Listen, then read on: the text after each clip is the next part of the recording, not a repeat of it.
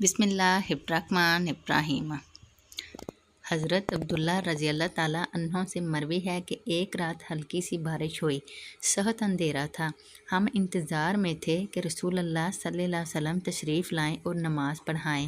پھر رسول اللہ صلی اللہ علیہ وسلم نماز کے لیے تشریف لائے اور مجھے فرمایا پڑھ۔ میں نے کہا کیا پڑھوں؟ آپ صلی اللہ علیہ وسلم نے فرمایا سورہ قل واللہ احد اور معوذتین صبح و شام 3 دفعہ پڑھا کر، تجھے ہر مصیبت میں کفایت کرے گی۔ سنن نسائی حدیث نمبر 5430۔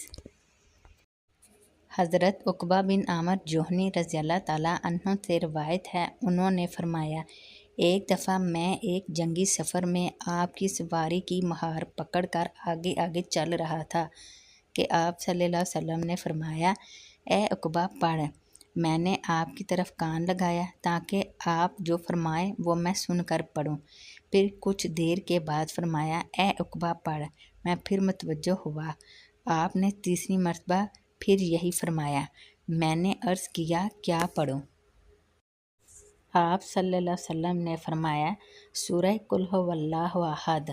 پھر آپ نے آخر تک سورت پڑھی۔ پھر آپ صلی اللہ علیہ وسلم نے سورہ قل اعوذ برب الفلق آخر تک پڑھی۔ میں بھی آپ کے ساتھ پڑھتا رہا۔ پھر آپ صلی اللہ علیہ وسلم نے سورۃ قل اعوذ برب الناس آخر تک پڑھی۔ میں بھی آپ صلی اللہ علیہ وسلم کے ساتھ پڑھتا رہا۔ پھر آپ صلی اللہ علیہ وسلم نے فرمایا کسی شخص نے ان جیسی صورتوں یا کلام کے ساتھ اللہ تعالیٰ کی پناہ حاصل نہیں کی۔ سنن نسائی حدیث نمبر 5432۔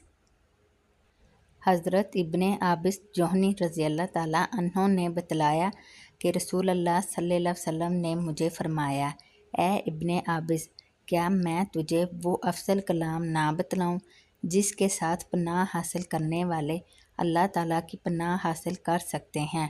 میں نے کہا اے اللہ کے رسول کیوں نہیں؟ ضرور۔ آپ صلی اللہ علیہ وسلم نے فرمایا قل اعوذ برب الفلق قل اعوذ برب الناس، یہ 2 صورتیں۔ سنن نسائی حدیث نمبر 5434۔ حضرت ابو ہریرہ رضی اللہ تعالیٰ عنہ بیان کرتے ہیں رسول اللہ صلی اللہ علیہ وسلم نے فرمایا روز قیامت ایک موٹا تازہ شخص آئے گا، اللہ کے ہاں وہ مچھر کے پر کے برابر بھی نہیں ہوگا، اور فرمایا یہ آیت پڑھو۔ ترجمہ: روز قیامت ہم ان کا کوئی وزن نہیں کریں گے۔ مشکوٰۃ المصابیح حدیث نمبر 5543۔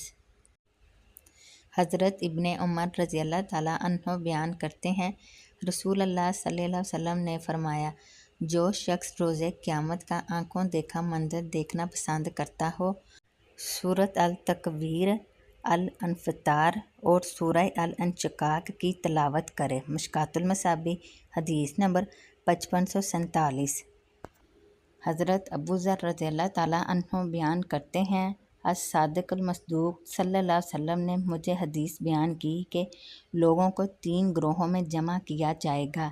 ایک گروہ کے لوگ سواریوں پر ہوں گے، کھاتے پیتے اور خوشحال ہوں گے۔